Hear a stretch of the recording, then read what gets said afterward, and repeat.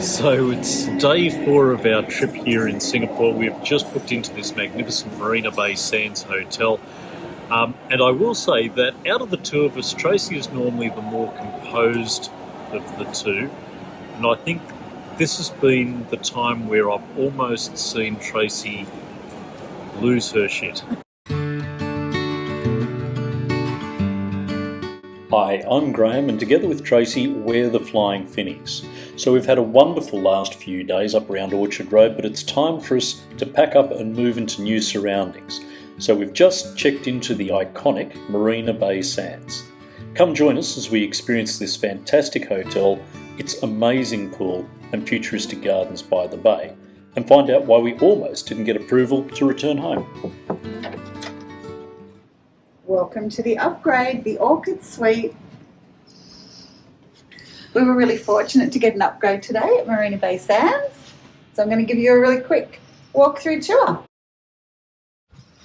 So this is the dressing room. Who needs a dressing room in a hotel room when you've only got carry-on luggage? But apparently we do. Dressing room, the largest bathroom I've ever had anywhere actually in a hotel room or a house, and it's quite cavernous if you can hear my voice. Massive shower, beautiful like cream coloured marble, big bath with a view through the mirror, little hidden toilet in here, and a massive double sink area. And then if you come through this way, you come into the bedroom with a view of the Singapore Straits, I guess that's what it is. So you can see really clearly what Singapore is all about. Massive king bed here, beautiful finishings and furnishings. And then if you follow me through here, we've got a totally luxurious but unnecessary sitting room. Graham's a little bit in love with this desk. He loves a desk, and he particularly loves a beautiful leather chair. And I know when we go home, he's going to want one of these. And I'm going to try and convince him that we don't need one. But anyway, lovely, lovely living room. And again, fantastic view out by the water.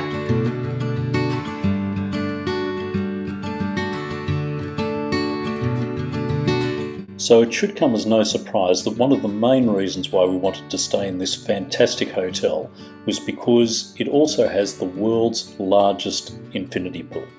And staying at the hotel meant that for 2 nights we were actually able to get to the infinity pool 3 times. Once at dusk, once in the afternoon, and once in the morning. And the view was just unbeatable.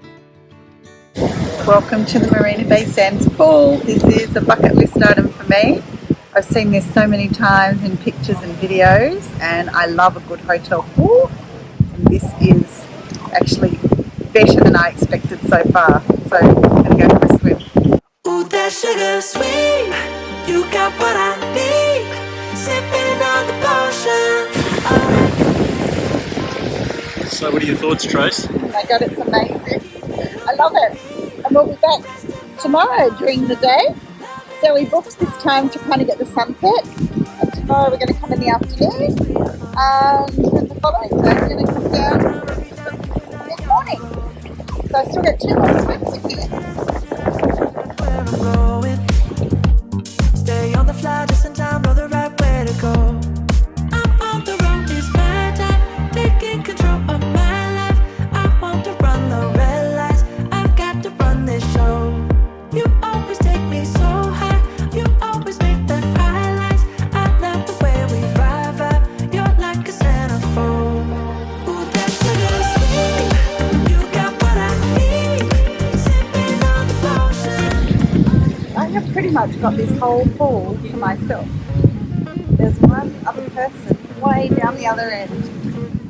So I am in heaven. I've been on the road, I've been doing shows. Now we eating steak, remember sleeping on the floor. We're still at the gas station when the time was cold. In the kitchen, hot, still trying to flip it out the stove. Rocking fake J's, praying that nobody know. Watch them take my dog away, it was way too hard to stay composed. Fight to see the light of day, all this blood on my clothes. I was tired every day, green light, it's time to go. I don't wanna live life fast or die too young.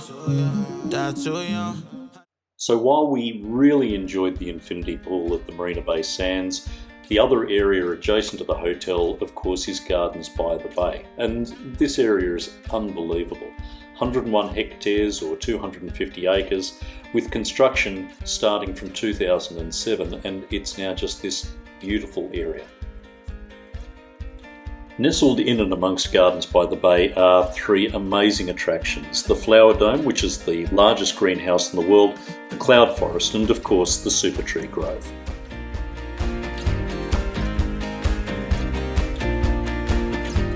I love otters. I'd love to see an otter cross, as opposed to happy.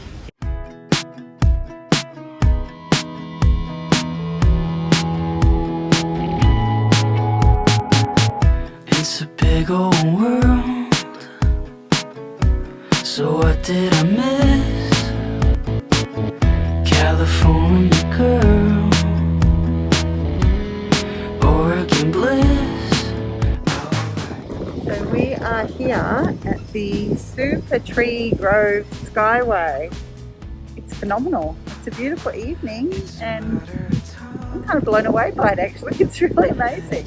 These are like massive metal trees that are then covered in greenery.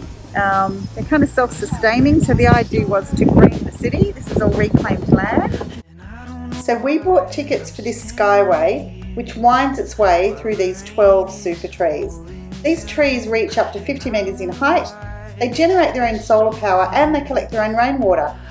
We booked specifically for this time of day so that we could be amongst these super trees to experience the light and music show that occurs every night. It was a great decision because it was phenomenal.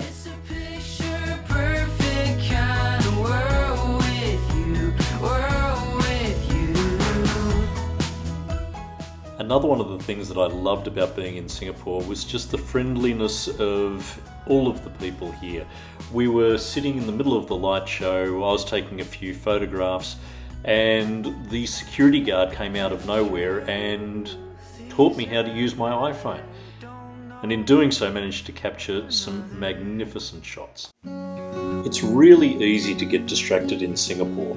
The following morning, Tracy and I got up early and decided to head towards Kampong Glam, one of the other areas of Singapore that we were really keen to have a look at. But just wandering around this fantastic city, what we didn't realise was just the amount of street art, sculptures that are just everywhere. And so we may have got a little bit distracted and a little bit lost along the way. So one of the really great distractions that we had along the way was this Parkview Square building. It's also apparently known as Gotham Square or the Batman building because of its resemblance to Gotham City. So this building is also home to the Parkway Museum, which we didn't go and see, but we did enjoy all the amazing art that was in the courtyard of this building.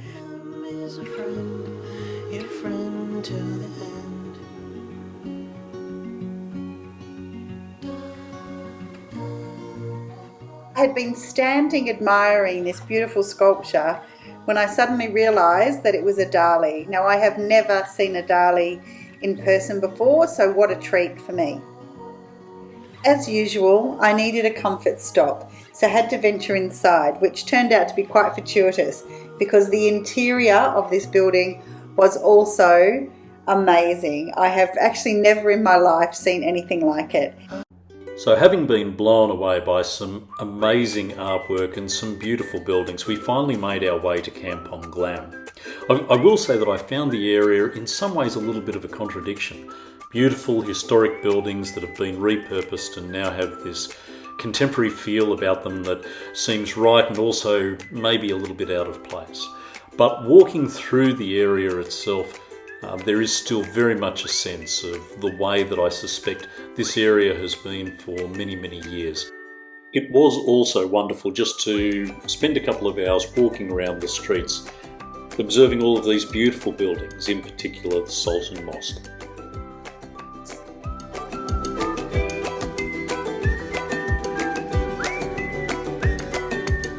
We're sitting off Arab Street here in Kampong Glam. We've just found this lovely little restaurant that's serving one of my favourite dishes, which is rendang. So we've got a beef rendang set here, some rice, a little bit of sambal on the side, served up with a couple of very, very cold drinks, because even though it's a bit cooler today, it's still very sticky. So we were originally going to be going to a laksa restaurant that was very, very well regarded, but as we turned the corner from the Sultan Mosque, we came across this fantastic cafe serving rendang, which is a bit of a favourite, and we weren't disappointed. One of the main reasons why we were here was because we followed a whole lot of people out of the mosque and into this cafe. So it just goes to show you should always trust local knowledge. Of course, our food journey while staying at Marina Bay Sands was outstanding. Between Kampong Glam, Satay by the Bay and other hawk markets around the area, we experienced a whole range of delicious foods. So we're in Ya Kun Kaya Cafe in China Street for some more of the kaya toast for breakfast. It's quite different to where we were before. It's like, this time it's wholemeal toast, and I've already had a slice, unfortunately. The runny eggs again, but they've pre-mixed the white pepper and soy sauce in there. And we ordered something extra today, these little kaya cakes, little coconut kind of, almost like a dumpling cake thing.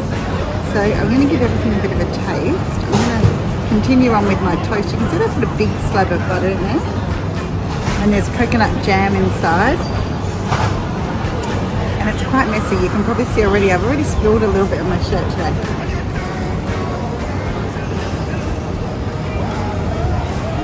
Like before, it's really good. It sounds like a really strange combination, coconut jam, toast and runny eggs with soy sauce, but it's really good. I think it's that sweet and salty combination. This smells amazing. It's like, it smells a bit like a donut, but not as heavy.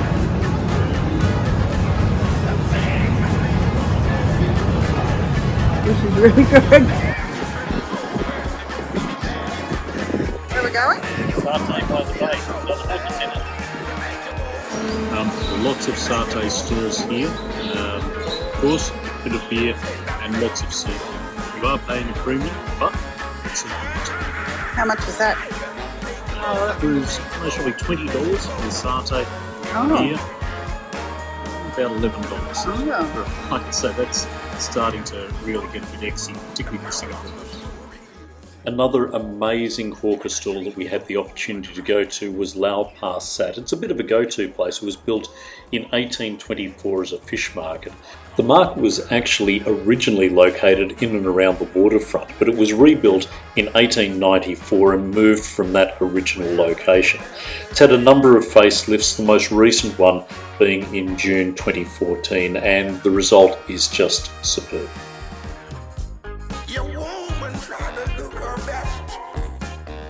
So the range of food on offer at Lao Passat was unbelievable. Everything from traditional barbecue through to noodle dishes, through to fish dishes. The choice was absolutely endless.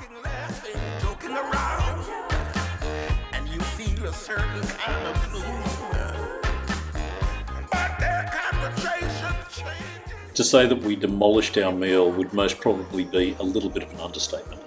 So the meals here were around $6.50 each, and most importantly, the beer was around $8. So we've just spotted original egg tarts, and Tracy's just gone to see whether or not we can grab a couple. So Tracy, are we coming back here? I think so. I've got my egg tarts there for dessert, takeaway, but this whole little strip, we didn't realise, is called Satay Street. And it smells pretty good. We might have to come back to some satay. So while we've had a great couple of days, we did have one small or maybe large problem. Out of the two of us, Tracy is normally the more composed of the two, and I think this has been the time where I've almost seen Tracy lose her shit. Why was that, Tracy? What we didn't effectively plan for is what we're required to do to return to Australia. So I knew that we had to do a test, another PCR test, before returning to Australia. what I didn't appreciate is how difficult it would be to book in somewhere to get that test done. We've pretty much spent all day doing paperwork and organising tests to get back to Australia. But most probably a good indication of what life on the road is like. Yeah, during COVID times. So not complaining, really grateful to be here. Very grateful that Graham sorted out that because I was starting to get a bit stressed about it. Now we've just got to pay the bill for the most expensive coffee I think I have had in my life. This is not a hawker centre that we are in. We are in the shopping centre attached to the Marina Bay Sands. The shopping centre here is immense. It incorporates around about 270 boutiques and restaurants and a massive casino. One of the highlights of this Marina Bay Sands area is the water tornado, which is a rain oculus. And we just sat here for around about an hour just watching sampans cruising slowly by and watching water cascading from the roof. There's also a great food court here, which compared to our coffee shop was surprisingly inexpensive, great quality and very diverse, but we managed to find another place for lunch. So we found the great Yum Cha restaurant, Tim Ho Wan, not far from where we'd had our coffee. We enjoyed some really great dumplings, a delicious egg tart and various other specialties. Highly recommend it. So we are about to check out of the beautiful Marina Bay Sands. We've had a really nice 2-night stay here, but we are about to check into another hotel, so stay with us so that we can show you what the final hotel in Singapore is. So comment below for the hotel you think is next on our list and don't forget to subscribe to find out.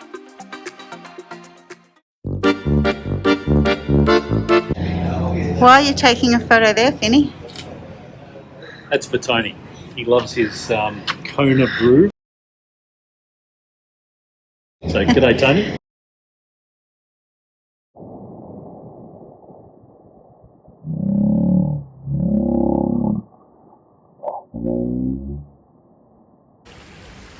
Am I talking? I'd scooch down a little bit. Level 57. What's on level 57? The infinity pool. Woohoo! Bucket list for Tracy.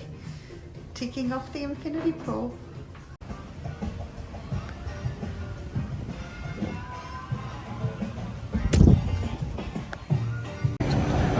Here in Singapore. Nice. Sorry.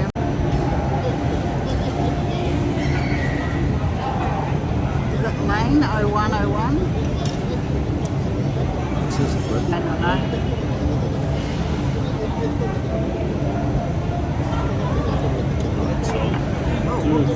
I'm too close to the camera. It's all chin and cheeks.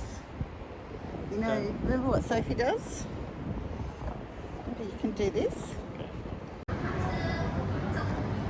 Okay, so I have a little tip for you if you're coming to Singapore. Always carry a packet of tissues with you because nobody gives you serviettes or napkins here, so you have to rely on yourself. If you don't have them, there's often people wandering the streets selling them that don't cost much, but yeah, you never get a serviette or a napkin at the places we've been eating, so grab your tissues and don't do what I did. I just dropped mine in the runny eggs. Try not to do that because now I've wasted the whole packet.